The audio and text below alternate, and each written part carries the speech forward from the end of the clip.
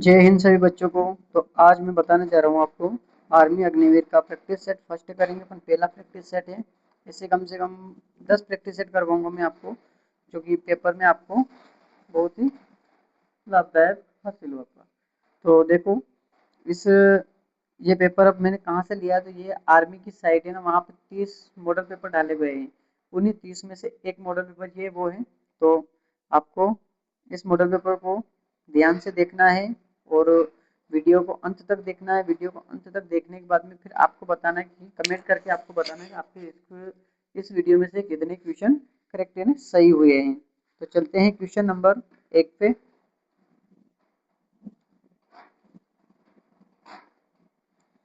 Question number 1,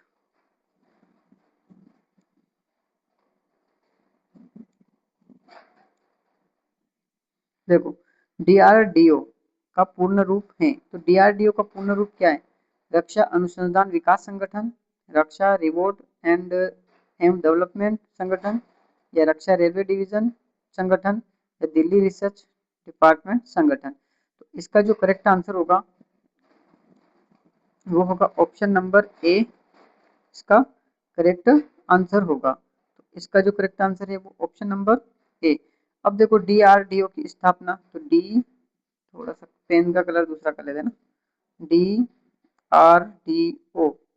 अब इसकी स्थापना, तो इसकी स्थापना अगर प्रश्न में आपसे पूछता है तो इसकी स्थापना लिखना आपको 1 जनवरी 1958। ठीक है, ये इसकी स्थापना है। चलते हैं दूसरे क्वेश्चन पे। भारतीय राष्ट्रीय कांग्रेस की स्थापना, तो ये भारतीय राष्ट्रीय कांग्रेस की स्थापना या गठन कब हुआ था? ठीक है, तो भारतीय राष्ट्रीय कांग्रेस का स्थापना पूछे या गठन पूछे, ठीक है, तो 1885, या ऑप्शन बी 1930, या 1906, या 1916। तो इसका जो करेक्ट आंसर होगा वो होगा ऑप्शन नंबर ए। अब ये कहाँ हुई थी? तो ये हुई थी बॉम्बे महाराष्ट्र। ठीक है, बॉम्बे एमएच महाराष्ट्र में। ठीक है, चलते हैं अगले क्वेश्चन पे। तुम मुझे खून दो मैं तुम्हें आजादी दूंगा प्रसिद्ध नारा किसने दिया था? महात्मा गांधी, सुभाष चंद्र बोस, डॉक्टर राजेंद्र प्रसाद, या इंदिरा गांधी। अब देखो, तुम मुझे खून दो मैं तुम्हें आजादी दूंगा, ये कहा था सुभाष चंद्र बोस ने। ठीक है, और हे राम किसने कहा था? ये प्रश्न एक बार पूछा पूछा पूछ दूंगा, आर्मी वाला पूछ रहे हैं, हे राम ये नारा किसने दिया था? तो ये हे राम नारा महात्मा गांधी ने दिया था। ठीक है, आर्मी के पेपर में एक दो क्या, मैंने इसको बहुत बार देखा है। और ऐसा नहीं कि मैं आपको ऐसे ही बस कहीं से प्रश्न उठा के करवाती, मैंने खुद ने आर्मी की तैयारी कर रखी है, पेपर निकाल रखा है, रनिंग निकाल रखी है, बस मेडिकल अनफिट होने के कारण से मैं आर्मी में नहीं जा पाया हूँ। तो ऐसा नहीं सोचना आपको, आप भी नहीं जा सकते। देखो, मैं किस्मत की बात होती है, भगवान ने अपने लिए क्या सोच रखा है। तो आपको तैयारी करते रहना है, कभी भी तैयारी को नहीं छोड़ना। अभी मैं इनकम टैक्स ऑफिसर की तैयारी कर रहा हूँ, तो साथ ही मैंने सोचा कि जो अपन नहीं कर सके उस काम को कोई कोई दूसरा भैया कर ले, तो उनके लिए मैंने फिर एक ये चलाया है, यूट्यूब चैनल चलाया है। तो आप जो मैं पढ़ा रहा हूँ ना, इसको ध्यान से पढ़ें, आपका भी पेपर क्वालिफाई हो जाएगा। अगर आप में से कोई आसपास का, जैसे झालावाड़ एरिया का कोई है, तो मैं आपको नंबर बता देता हूँ। ये नंबर मेरे हैं, तो आप व्हाट्सएप पे मेरे को मैसेज करके पूछ लेना कि भैया तैयारी कैसे करनी है, तो हम उसको फ्री में तैयारी करवाएंगे फिजिकल की।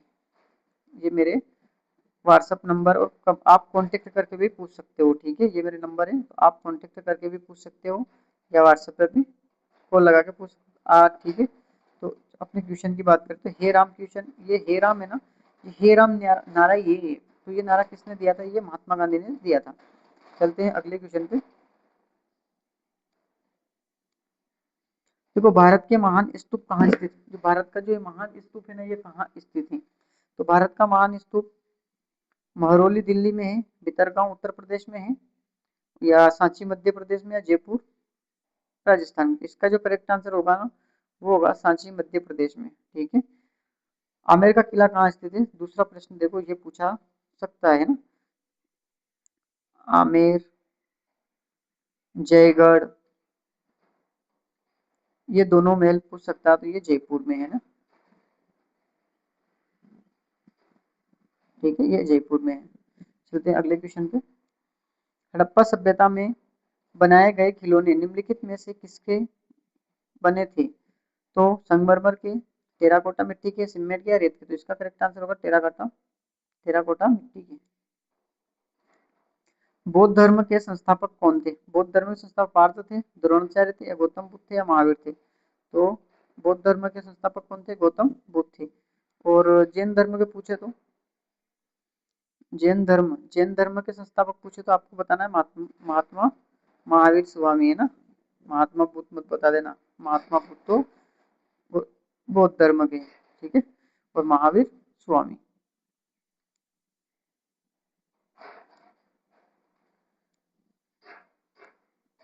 देखना अगला क्वेश्चन।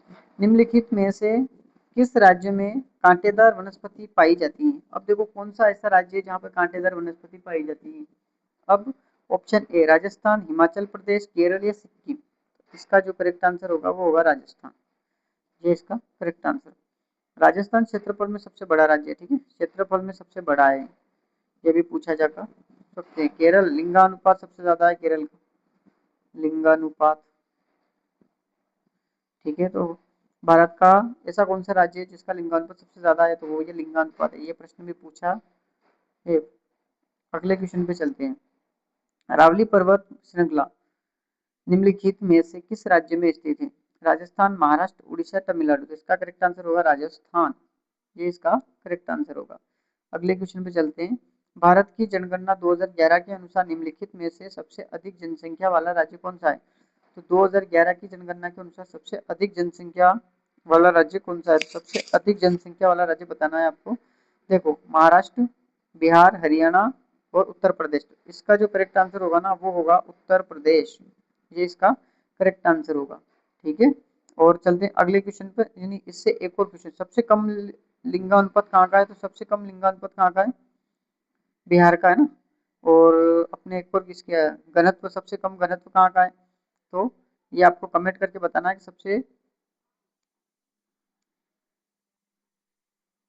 सबसे कम घनत्व किस राज्य का है, तो आपको ये कमेंट करके बताना है। भारत के सर्वोच्च न्यायालय भारत के सर्वोच्च न्यायालय के मुख्य न्यायाधीश की नियुक्ति कौन करता है? तो भारत के जो सर्वोच्च न्यायालय है ना, इसके मुख्य न्यायाधीश की नियुक्ति कौन करता है? संघ लोक सेवा आयोग, प्रधानमंत्री, राज्यपाल या राष्ट्रपति। तो इसका करेक्ट आंसर होगा राष्ट्रपति, यानी प्रेसिडेंट इसके, उसका correct answer option D, president इसकी क्या करता है? नियुक्ति करता है।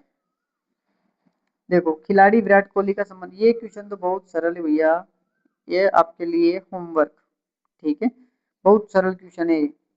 बताओ तुम, चलो कोई बात नहीं, मैं ही बता देता हूँ, तो बोल दोगे सर को नहीं आ रहा होगा तो होमवर्क दे दिया ना, ये ऐसा ही समझेंगे। बहुत से क्या के जो सरल क्वेश्चन होता है तो कोई दे देता है ना, तो उसमें क्या समझते हैं, कई यूट्यूबर देते हैं प्रश्न ऐसा जो उनसे नहीं होता तो होमवर्क में दे देते हैं।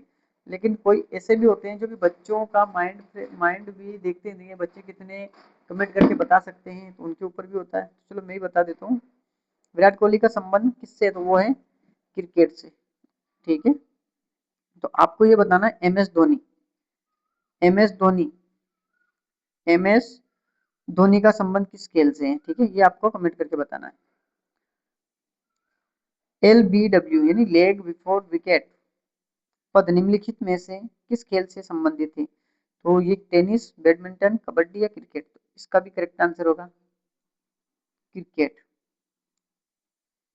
अगला क्वेश्चन, लाडली बहन योजना किस मुख्यमंत्री से जुड़ी हुई है? अब देखो भैया ये क्वेश्चन और सबसे सरल पूछ लिया। अब ये प्रश्न तो है ना हर कोई कर देगा, जो भी मध्य प्रदेश का ना उसका तो कभी भी गलत नहीं जाएगा, कभी नहीं पढ़ा ना वो भी सही कर देगा इसको तो। मोहन यादव, ठीक है, मोहन यादव तो अभी सीएम है भैया। ये सीएम कहाँ के, कमेंट करके बताना कि मोहन यादव कहाँ के सीएम है, यानी प्रधानमंत्री कहाँ के हैं मोहन यादव। तो इसका जो करेक्ट आंसर है वो बताना है आपको, तो वो है, चलो मैं ही बता देता हूँ, आपका तो आवाज ही नहीं आ रहा था, है ना, कमेंट भी नहीं आएगा आपका, तो मैं ही बता देता हूँ इसमें क्या आएगा। तो इसका आएगा शिवराज सिंह, ये है ना मोहन यादव से पहले यही सीएम थे, तो इसका करेक्ट आंसर ऑप्शन बी। अब आपको एक और, ये एच डब्ल्यू, अशोक गहलोत किस राज्य के प्रधानमंत्री, सॉरी सॉरी अशोक गहलोत, हाँ प्रधानमंत्री ना, प्रधानमंत्री नहीं सीएम, चीफ मिनिस्टर है ना, मुख्यमंत्री। तो शिवराज सिंह चौहान क्या है, मुख्यमंत्री रह चुके हैं मध्य प्रदेश के। अब वर्तमान में मुख्यमंत्री कौन है, मोहन यादव है। तो क्या थोड़ी सी भैया दिक्कत आ जाती है ना इधर उधर क्या की आवाज में, और वो एकदम बोलते बोलते क्या से क्या चला जाता है, तो थोड़ा सा आपको प्रॉब्लम हुआ था, इसके लिए सॉरी। चलते हैं क्वेश्चन नंबर अगले पे। पश्चिम बंगाल की वर्तमान मुख्यमंत्री कौन है। चलो ये प्रश्न और सरल है। तो इनसे आपको क्या क्या समझ में आ रहा है ये प्रश्न, इनका कहना है ये एक एक प्रश्न से आपको ये सीख मिलनी चाहिए भैया, ये टाइप का क्वेश्चन आ रहा है तो अपन को इसके जो आसपास के क्वेश्चन है वो सब याद रखते जाना है। अब देखो इसने क्या पूछ लिया, बंगाल के मुख्यमंत्री है ना, पश्चिम बंगाल के मुख्यमंत्री, तो जितने भी मुख्यमंत्री अभी हेर बदल हुए ना नए उनको भी याद करके जाना है। एक योजना के ऊपर प्रश्न पूछ लिया उसमें से, तो कोई जितनी भी आसपास जो भी मोस्ट मोस्ट योजना है ना उनको भी आपको याद करना है। तो इसका जो करेक्ट आंसर होगा ना वो होगा ममता बनर्जी। ऑप्शन ए इसका करेक्ट आंसर होगा। चलते हैं अगले क्वेश्चन पे। आठवीं अनुसूची किससे संबंधित थी। अब देखो ये अनुसूची वाला चैप्टर ना, इसको भी पढ़ के जाना। तो आठवीं अनुसूची किससे संबंधित है, चुनाव से, भाषाओं से, आपातकाल से या न्यायिक। तो इसका करेक्ट आंसर होगा आठवीं अनुसूची भाषाओं से संबंधित है। और वर्तमान में कितनी सूचियां हैं, 12 अनुसूचियां। कितनी है, 12 अनुसूचियां हैं। चलते हैं अगले क्वेश्चन पे, यानी अभी ये आपके जीके के क्वेश्चन यहाँ से समाप्त हो गए। अब यहाँ से चलेंगे साइंस के क्वेश्चन, है ना, विज्ञान के क्वेश्चन। तो क्वेश्चन नंबर 1, मानव शरीर का सामान्य तापमान होता है। तो मानव जो शरीर होता है ना इसका सामान्य तापमान कितना होता है, 47 डिग्री सेल्सियस, 51 डिग्री सेल्सियस, या 37 डिग्री सेल्सियस, या 20 डिग्री सेल्सियस। तो इसका जो करेक्ट आंसर होगा ऑप्शन सी, 37 डिग्री सेल्सियस। अगर फ़ारेनहाइट में पूछे 97 पॉइंट कुछ ऐसा है इसका भी, फ़ारेनहाइट में, ठीक है, 97 पॉइंट कुछ ऐसा है फ़ारेनहाइट में। तो सेल्सियस वाला भी देख के जाना आपको, फ़ारेनहाइट वाला भी देख लेना। और 310 केल्विन में देखना, केल्विन पूछे तो 310 केल्विन होता है, और सेल्सियस में 37 डिग्री, और फ़ारेनहाइट होता है 97.2 कुछ ऐसा ही था, ठीक है। एक बार इसको कंफर्म कर लेना। देखो अगला प्रश्न, दंत चिकित्सक दांतों की जांच के लिए निम्नलिखित में से किसका उपयोग करता है। अवतल लेंस, समतल दर्पण, या अवतल दर्पण, समतल दर्पण, उत्तल लेंस, या अवतल सॉरी उत्तल दर्पण। तो इसका जो करेक्ट आंसर होगा ना वो बताना था, उसका जो करेक्ट आंसर होगा अवतल दर्पण, ये इसका करेक्ट आंसर होगा। अगले क्वेश्चन पे चलते हैं। पदार्थ किस अवस्था में निश्चित आकार में रहता है। देखो पदार्थ की कितनी अवस्थाएं होती है, तो पदार्थ की 3 अवस्थाएं होती है। एक तो होती है ठोस, दूसरी द्रव, और तीसरी गैस। ये इसकी 3 अवस्थाएं होती है, ठोस, द्रव, गैस। ऐसे तो 5 होती है, एक बोस-आइंस्टीन की होती है और एक प्लाज्मा होती है, लेकिन मेन तो ये 3 ही मानी जाती है, ठीक है। तो इसमें से आपको बताना है कि पदार्थ किस अवस्था में निश्चित आकार में रहता है। तो निश्चित आकार में कौन सा रहता है, तो वो रहता है ठोस।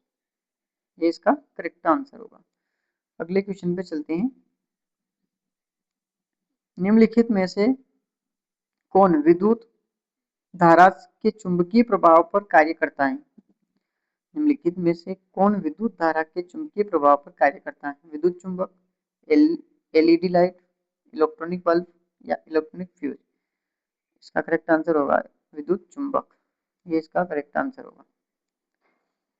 वह प्रक्रिया जिसके द्वारा किसी ठोस में ऊष्मा का स्थानांतरण होता है क्या कहलाती है।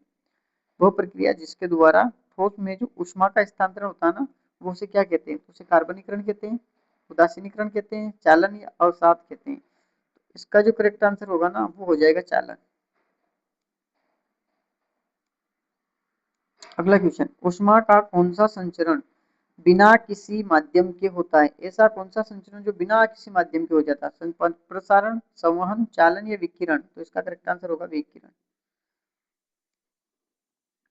अब देखो भैया ये जो अम्ल स्वाद से तो हर बार प्रश्न पूछ ही रहे हैं, इसके बारे में बता देना आपको। देखो अम्ल स्वाद में कैसे होता है ये तो मैं आपको होमवर्क दूंगा, ठीक है। और ये क्षार वाला मैं बता देता हूँ। तो क्षार स्वाद में कैसा होता है, मीठा, खट्टा, कड़वा, नमकीन। तो इसका जो करेक्ट आंसर होगा ये तो हो जाएगा कड़वा। और मैं आपको जो दे रहा हूँ ना इसका होमवर्क दूंगा मैं आपको, ठीक है। HW, अम्ल स्वाद में कैसे होते हैं, ये आपका होमवर्क है ना, आपको कमेंट करके बताना है। चलते हैं अगले क्वेश्चन पे। अम्ल अम्ल नीले लिटमस पेपर को किस में बदल देता है? देखो, अम्ल नीले लिटमस पेपर को किस में बदल देता है? हरा, लाल, पीला, काला। तो इसका करेक्ट आंसर क्या होगा? लाल। ठीक है, अगले क्वेश्चन पे चलते हैं।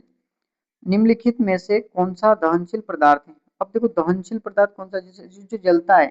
कंक्रीट जलते हैं क्या? नहीं जलते ना। ईंट, बालू। तो इसका करेक्ट आंसर क्या हो जाएगा? चारकोल। ये इसका करेक्ट आंसर होगा। अम्ल और क्षार की अभिक्रिया में निम्नलिखित में से कौन सा उत्पन्न नहीं होता है? अब देखो, अम्ल और क्षार की जब आप अभिक्रिया करवाएंगे ना, इनमें से कौन उत्पन्न नहीं हो सकता? लवण, जल, उष्मा या ऑक्सीजन? तो इसका करेक्ट आंसर है लवण। तो भैया उत्पन्न होता है, जल भी होता है, उष्मा भी होती है, लेकिन ऑक्सीजन उत्पन्न नहीं होता है। तो इसका करेक्ट आंसर ऑक्सीजन, O2 इसका करेक्ट आंसर होगा। अगला क्वेश्चन, अम्ल और क्षार की अभिक्रिया, अम्ल और क्षार की जो अगर आप अभिक्रिया करते हो, तो अम्ल और क्षार की अभिक्रिया करते हैं ना, तो निम्नलिखित में से कौन सा उत्पन्न नहीं होता है? अब देखो, इसमें भी क्या उत्पन्न है? लवण, जल, उष्मा या हीलियम? तो इसका करेक्ट आंसर हीलियम। निम्नलिखित में से कौन सा भाग पीछे पौधों का प्रजनन अंग होता है? अब देखो, पौधों का प्रजनन अंग कौन सा होता है? पत्ता होता है, जड़, तना या फूल? तो इसका करेक्ट आंसर होगा फूल। निम्नलिखित में से कौन स्वपोषी नहीं होता है? अब भैया देखो, स्वपोषी नहीं होगा तो क्या होगा? विषमपोषी होगा। नहीं, तो इसका देखो, फूलों वाला पौधा गलत, मानव, सब्जियों के पौधे या बड़े पेड़? मानव है ना, स्वपोषी नहीं होता, ये विषमपोषी होता है ना, सर्वाहारी विषमपोषी में आते हैं ना। तो मानव इसका करेक्ट आंसर हो जाएगा। अगले क्वेश्चन पे चलते हैं। पौधे किस भाग द्वारा वायु से कार्बन डाइऑक्साइड ग्रहण करते हैं? अब पौधे होते हैं ना, ये वायु से, है ना, तो ये किस भाग के द्वारा? तो पौधे किस भाग द्वारा वायु से कार्बन डाइऑक्साइड ग्रहण करते हैं, कार्बन डाइऑक्साइड गैस ग्रहण करते हैं? अब देखो, अपन क्या छोड़ते हैं? मनुष्य कौन सी गैस उत्पन्न करते हैं, कौन सी गैस तो ग्रहण करते हैं और कौन सी छोड़ते हैं? तो O2 लेते हैं, CO2 छोड़ते हैं। तो CO2 कौन लेता है? पेड़ पौधे लेते हैं। अब ये पेड़ पौधे पे कौन सा भाग लेता है? जो पेड़ पौधे होते हैं ना, इनकी जो पत्तियां होती हैं, पत्तियां क्या करती हैं कि CO2 गैस ले अंदर लेती है और ऑक्सीजन को छोड़ती है। तो इसका करेक्ट आंसर हो जाएगा 29 का पत्तियां। अगला क्वेश्चन है, यानी आज प्रैक्टिस सेट 1 का साइंस का लास्ट क्वेश्चन है। इसके बाद में 15 क्वेश्चन गणित के करवाएंगे और 5 रीजनिंग के। तो आपका 50 क्वेश्चन हो जाएंगे, 10 सॉरी 100 नंबर का हो जाएगा। अगर आपके 75 प्लस नंबर भी आते हैं तो आप क्वालिफाई हो। कम से कम आप इस पे 40 प्लस का टारगेट मान के रखना। अगर आपका 40 प्लस स्कोर हो रहा है ना इसमें, तो आप क्वालिफाई हो। देखो, मानव में निम्नलिखित में से कौन सा नर युग्मक होता है? अब देखो, नर युग्मक कौन सा? शुक्राणु, अंडाणु, अंडाशय या भ्रूण? ये तीनों नहीं होते हैं, शुक्राणु इसका करेक्ट आंसर होगा। ठीक है, जिसे स्पर्म कहते हैं। चलो भैया, देखो ये आ गया ना अपना गणित के क्वेश्चन आ गए। अब इनको अपन छोड़ेंगे, बहुत जड़ी, कोई दिक्कत नहीं। ठीक है, 200 यदि, देखो ये गणित के क्वेश्चन बहुत ही सरल क्वेश्चन दे रखे हैं। ठीक है, थोड़ा सा लेवल बना के याद करना आपको। ये क्वेश्चन ना, इनसे आप कम से कम 10% अच्छा लेवल बना लेना। आपको कोई भी बात नहीं कर सकता फिर आर्मी से। ठीक है, भगवान के अलावा है ना, कोई भैया बोल दी कमेंट कर, सर भगवान की इच्छा हो अगर नहीं भी जाना हो तो? ऐसा कुछ नहीं होता, भगवान की भी इच्छा होती है। हो सकता है कभी आपके लिए आर्मी नहीं, कोई दूसरी पोस्ट हो बड़ी वाली, जैसे कि आपको IAS बनना हो, जैसे बहुत बड़ी बड़ी पोस्टिंग होती है। तो चलते हैं अपन, देखो क्वेश्चन नंबर 1 को स्क्रॉल करिए। अगर ऐसा प्रश्न आपको कहीं पर भी दिखता है ना, 200 प्लस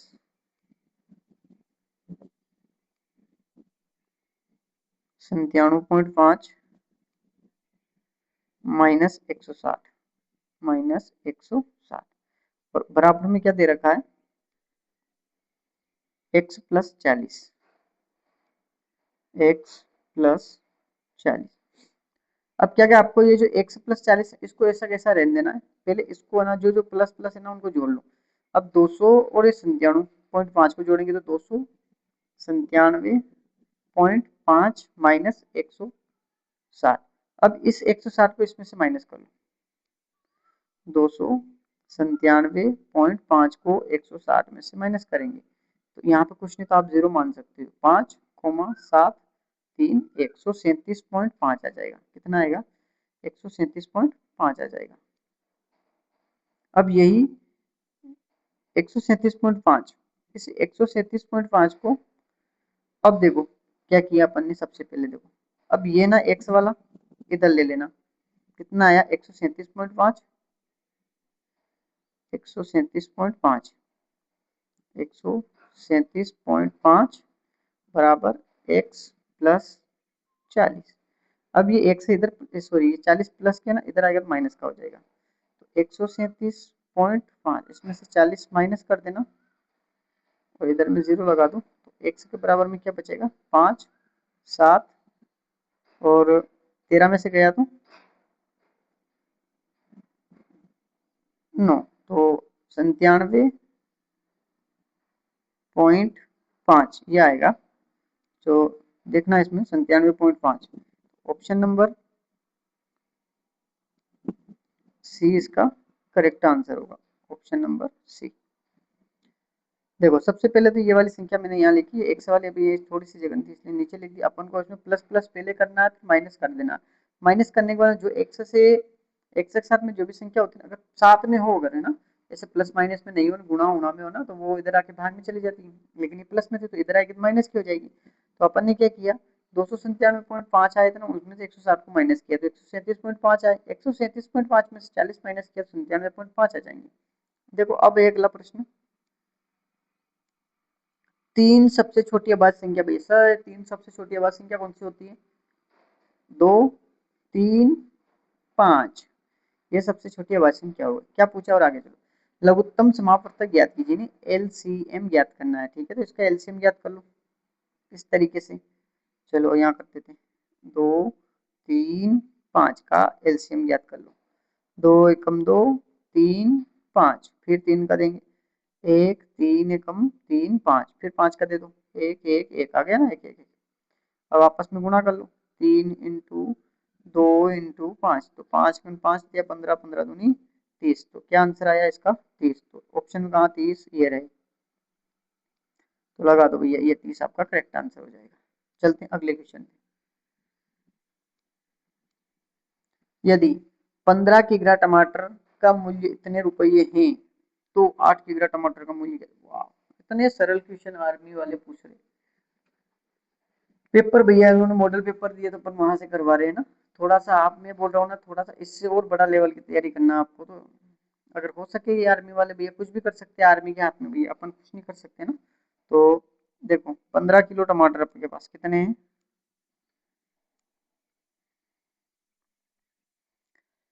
382.50, 382.50 बटे 15 और इंटू 8, यही है ना।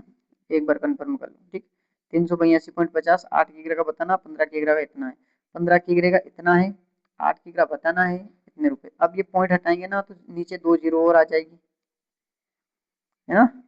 पॉइंट हटाएंगे तो नीचे कितनी जीरो आ जाएगी? 2 जीरो आ जाएगी। तो 382.50 बटे में 1500 इंटू 1 जीरो से 1 जीरो गए, 3 से काट लोगे, 5 से काट लो, 5 दिया 15 जीरो। अब इसको काटेंगे, 5 और 7 तो 35, 5 और 7 तो 35, कितने बचे होंगे? 38।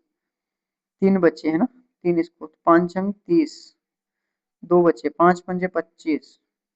अब फिर 5 से काटेंगे, 5 छंग 30, 5 एकन 5, 5 दिया 15, फिर 5 दिया 15, फिर देखो 2 से काट लो इसको, 2 चौक 8, 2 तिया 6, 3 से काटो,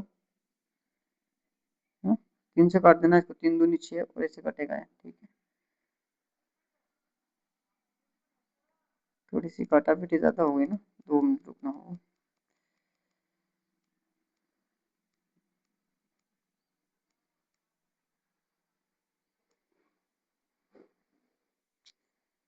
ये 15 किलो टमाटर का मूल्य 382.50 रुपये है, तो 8 किलो टमाटर का मूल्य ज्ञात कीजिए। इसमें भाग देंगे अपन तो 2 जीरो पॉइंट नीचे आ जाएगी इसका।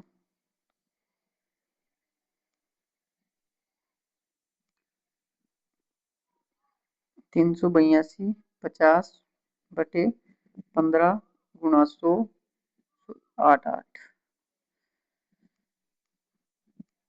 8 और 2 जीरो पॉइंट के बाद में आएगी 1 जीरो से 1 जीरो, 5 से काटो इसको तो 5 दिया 15 जीरो, 500 तो 35, 36 37 38, 3 बचेंगे, 32 हो गए, 5 छंग 30, 5 पंजे 25, फिर 5 से काटेंगे, 5 छंग 30, 5 एकम 5, 2 बचेंगे, 5 पंजे 25 और फिर 5 दिया 15, 2 से काट दो इसको, 2 दिया 6, 2 चौक 8, 3 से इसको काटो, तीनों पंजे 15, 3 एकम 3, 51 इंटू 4, तो 4 एकम 4, चारों पंजे 20 यानी 204।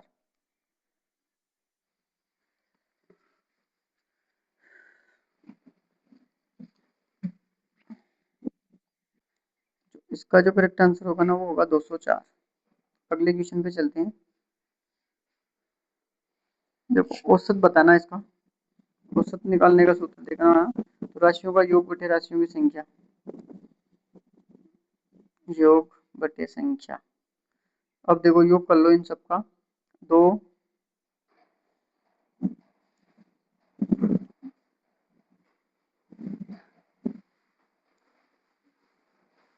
44 प्लस 36 प्लस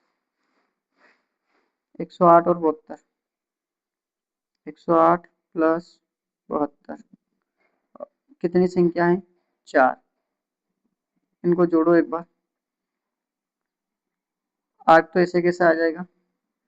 अब 2 और 6, 8 और 4 12 का 2 हासिल 1, 8 और 1 9, 9 और 3 12, 12 और 4 16,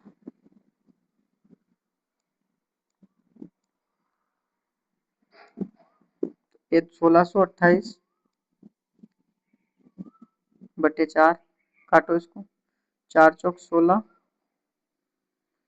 जीरो में भाग नहीं उसकी, 2 में भाग नहीं जाता है, दोनों को 7, 428, 407 इसका करेक्ट आंसर होगा।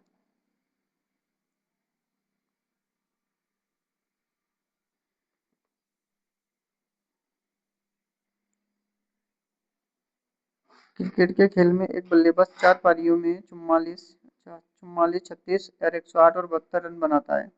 उसका औसत रन अच्छा औसत रन ज्ञात करना है ना इसमें। हाँ चलो चलो, इसमें क्या हुआ, अपनी थोड़ी सी मिस्टेक हो गई ना।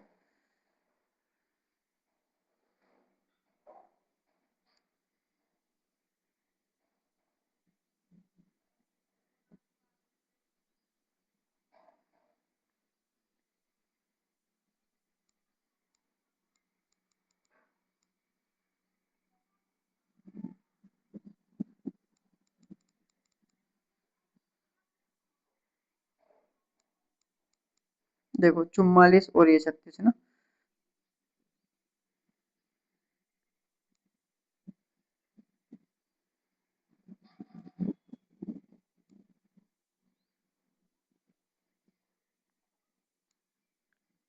चुम्मालीस 36 72 और 108, तो 6 4 10, 10 ने 10 20, जीरो हासिल 2, 7 3 10, 10 और 6 16 का 6 हासिल 1, 1 और 1 2, कितना आ गया 260 बटे 4, 4 छंग 24, कितने बचेंगे 2, चारों पंजो 20, 65 आएंगे। तो काटा पीटी किया आपने तो कितना आएगा 65, 65 जो इसका करेक्ट आंसर होगा ऑप्शन नंबर बी। अगले क्वेश्चन पे चलते हैं। ये भी ऐसा कैसा भैया है, अभी ये होमवर्क दूंगा मैं आपको, आप खुद को करना है। यही इन सब का जोड़ कर लेना, कितनी 1 2 3 4 5 है, 5 का भाग लगा देना। ठीक है, अगले क्वेश्चन पे चलते हैं। 6% को भिन्न के रूप में बदलना। ठीक है, तो 6% को क्या करना, भिन्न के रूप में बदलना। प्रतिशत हटेगा, बटे में 100 आएगा, 2 से काटेंगे, 2 तिया 6 और इसको काटेंगे 50 बार जाएगा, तो इसका आंसर होगा 3/50। इसका करेक्ट आंसर होगा। अगले क्वेश्चन पे चलते हैं। दो संख्याओं का अनुपात इतना है, जो 3, इसको 100 मानना पड़ेगा ना, 3x - 25, फिर 4x - 25 बराबर 2/3, ये चलेगा इसमें। अब इसका इसमें गुणा करो, तो कितना आएगा, इधर में 3 3 9x,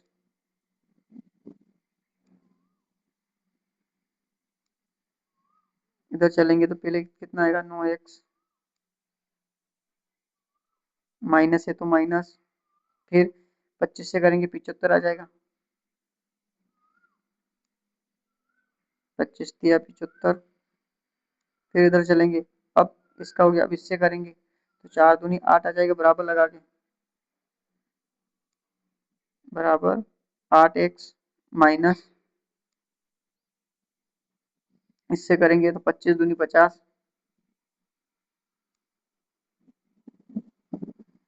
अब ये 8x इधर है तो इधर आएगा तो 1x यानी x आ जाएगा, और ये इधर में जाएगा तो ये कितने हो जाएंगे 25। ठीक है, तो ये कितने बचेंगे 25। तो बड़ी संख्या ज्ञात कीजिए। ठीक है, तो क्या ज्ञात करना आपको, बड़ी संख्या। तो देखो कितना x बराबर कितना आया अपने पास, 25 आया ना, और इसमें 3/4 है, तो कितना है 3/4 है, 3/4 है। इसमें 25 से गुणा करना है, इसमें भी 25 से गुणा करना, 25 तिया 75, 25 चौक 100, बड़ी संख्या कितनी आई 100, तो इसका करेक्ट आंसर हो जाएगा 100। इसका करेक्ट आंसर 100। नेक्स्ट क्वेश्चन पे चलते हैं। देखो 2/3 और 3 अच्छा, तो इसमें x का मान ज्ञात करना है। ठीक है, तो इसका देखो एक शानदार तरीका बताऊं मैं आपको, जैसे कि 2/3 अनुपात 25/x। अब इस दोनों का गुणा कर दो और इन दोनों का गुणा कर देंगे, तो 75 बटे आएगा 2, यानी 2x आ जाएगा।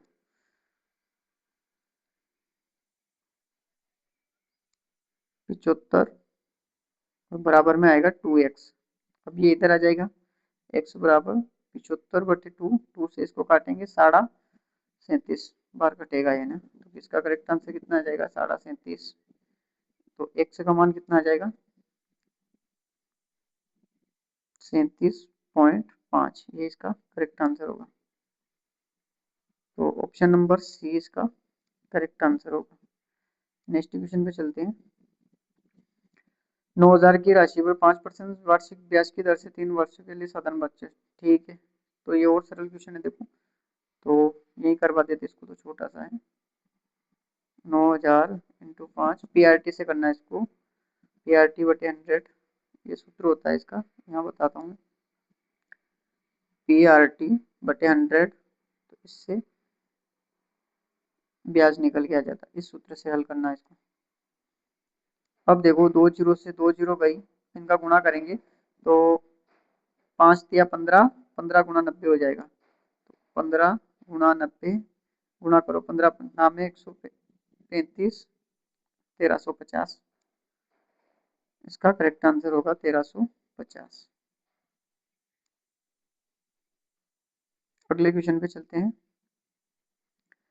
एक आदमी और उसका बेटा मिलकर किसी काम को 8 दिनों में पूरा कर सकते हैं। यदि आदमी अकेला उसी काम को 12 दिन में कर सकता है, तो बेटा अकेला उस काम को कितने दिनों में पूरा करेगा। देखो पहले तो क्या है, दो तो पिता और उसमें एक तो बेटा और एक उसका पिता, दोनों कितने दिन में कर रहे हैं, एक आदमी और उसका बेटा मिलकर किसी काम को 8 दिन में कर रहे हैं। ठीक है, अगला देखो, यदि आदमी अकेला, ठीक है, तो पिताजी अकेले कितने दिन में करेंगे ना, तो पिताजी अकेले कितने दिन में कर रहे थे, 12 दिन में कर रहे हैं, तो बेटा अकेला उस काम को कितने दिन में करेगा। ठीक है, तो ये तो उसका पुत्र हो गया और ये उसकी पिताजी हो गई। 8 दिन में कार्य करते पिताजी, अकेले कितने दिन में करेंगे? बी से बेटा आ जाएगा 12 दिन में। दोनों का एलसीएम ले लेना 24।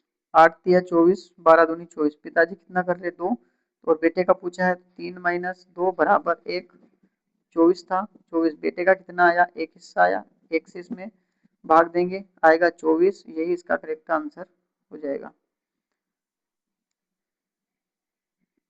तो बेटा कितने दिन में करेगा इसमें? बेटा करेगा 24 दिन के अंदर काम कर देगा। अगला क्वेश्चन पे चलते हैं। 705 स्क्वायर माइनस 703 स्क्वायर, ठीक है, तो ये वो लगेगा, इसमें सूत्र लगेगा ए स्क्वायर माइनस बी स्क्वायर बराबर में होता है ए प्लस बी और ए माइनस बी, ये लगेगा इसमें। तो 705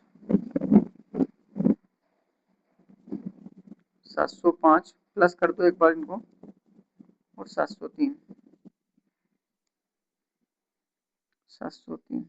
और एक बार माइनस कर लेना इनको। 705 माइनस 703, 705 इन दोनों को जोड़ेंगे तो 8 0 14, और इधर में बचेंगे 2, और इन दोनों का गुणा हो जाएगा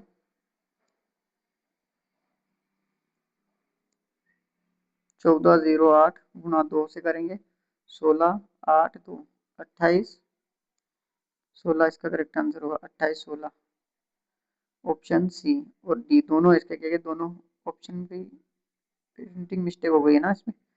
चलो, तो ये आपको अगर ऐसा कहीं पे भी आपको क्वेश्चन दिख जाए तो आपको उसके पहले वाले क्वेश्चन को ज्यादा देखना है। अगले क्वेश्चन पे चलते हैं। एक संख्या को उसी संख्या के 2 गुने, कोई भी संख्या x मान लो, उसके 2 गुने पर जोड़ने पर कितना प्राप्त हो रहा? 333। तो आपको वो संख्या बतानी है।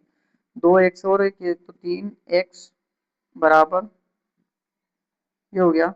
अब देखना कितना था? 3x बराबर 3 3 3, ये x वाली संख्या इधर बटे से इधर जाएगी, 3 से काटेंगे कितनी बार कटेगा? 111 बार कटेगा, तो x का मान कितना आ गया? 111, यही इसका करेक्ट आंसर हो जाएगा। तो यही वह संख्या है।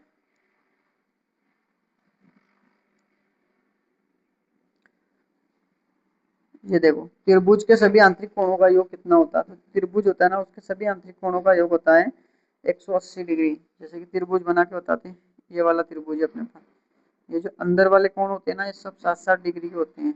तो ये कितना हो जाएगा? पूरा 180 डिग्री करेक्ट आंसर हो जाएगा। एक समकोण त्रिभुज एबीसी, यानी एक समकोण त्रिभुज है,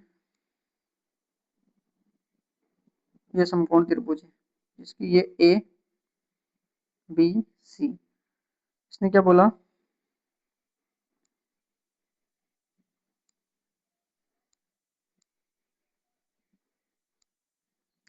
A B C, A B 41 और बी सी 40, और ये आपको किसी एक ज्ञात करना है, ठीक है, इसको अपन को ज्ञात करना है, इसे बोलते हैं कर्ण स्क्वायर।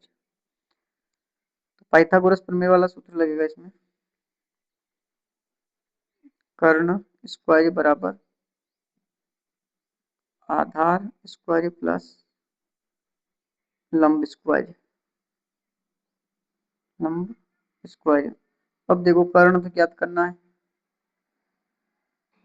बराबर आधार कितना था? 40 प्लस 41, इन दोनों का स्क्वायर करना है। 40 का वर्ग 1600 प्लस 41 का वर्ग कितना हो जाएगा? 1681, बराबर में कर्ण स्क्वायर चल रहा है इधर से।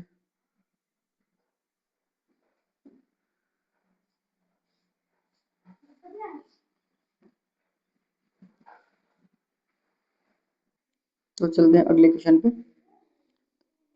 नहीं, यही क्वेश्चन ना। तो देखो इसमें क्या होगा, इन दोनों को जोड़ेंगे अपन, तो ये कर्ण स्क्वायर हो जाएगा। तो इसमें बताना आपको ए बी स्क्वायर मतलब, तो इधर में कर्ण वाला बताना था।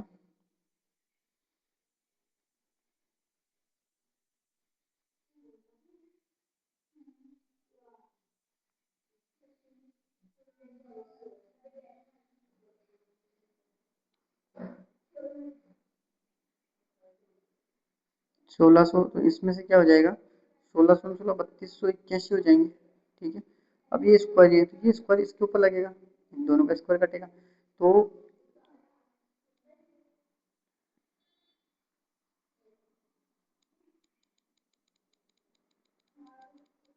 थोड़ा सा है ना इसमें प्रॉब्लम हो गया, थोड़ा सा वो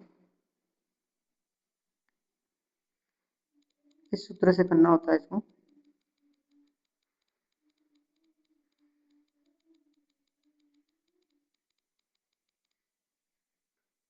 अब देखो इसमें ए बी कितना दे रखा है, ए बी बराबर B C plus C A, ये वाले फॉर्मूले से करेंगे इसको ना। तो A B 41, A B 41, B C 40 और ये सी ए, ये स्क्वायर ज्ञात करना अपन, इस तरीके से हो जाएगा। ठीक है, तो इसका करेंगे तो इसका आ जाएगा 1681, इसका वर्ग करेंगे 1600, ये प्लस सी, तो इसको अपन ने क्या मान लिया, एक्स स्क्वायर मान लिया। ठीक है, तो ये 1681 और इधर से ये 1600 और इधर अपन ने क्या मान रखा, एक्स स्क्वायर, इधर कितना बचा अपने पास 81, एक्स बचा, ये एक्स स्क्वायर इसके ऊपर लग जाएगा इससे, तो ये आ गया एक्स। अब ये किसका रूट, तो रूट 81 बराबर एक्स, तो इसमें से 9 बाहर आएंगे, तो एक्स का मान कितना आया 9, तो सी ए बराबर 9, ये इसका करेक्ट आंसर हो जाएगा, यानी 9 सेंटीमीटर इसका करेक्ट आंसर हो जाएगा। चलते हैं अगले क्वेश्चन पे। एक समचतुर्भुज, समचतुर्भुज का सूत्र होता है 1/2 आधार इंटू ऊंचाई। तो देखो आधार कितना दे रखा है इसने 8, ऊंचाई दे रखी है 5.5, 1/2 5.5 इंटू 8, ठीक है ना। तो समद्विबाहु चतुर्भुज 8, एक भुजा 8 सेंटीमीटर और संगत भुजाएं 5-5 की है। ठीक है, तो इसका क्षेत्रफल, समांतर चतुर्भुज का क्षेत्रफल, इसको इससे काटापीटी करेंगे अपन, 2 चौक 8, अब इन दोनों का 5.5 इंटू 4 से गुणा करेंगे, 4 पंजे 20 की 0, हासिल 2 4 पंजे 20 और 2 22, पॉइंट, पॉइंट के बाद में 0, कोई इसका महत्व नहीं, तो 22 इसका करेक्ट आंसर हो जाएगा। अच्छा, अरे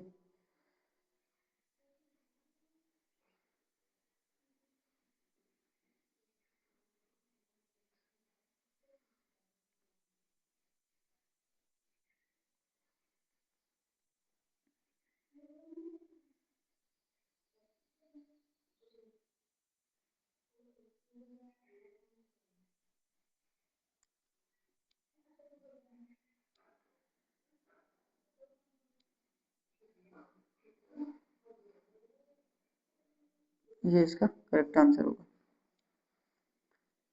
और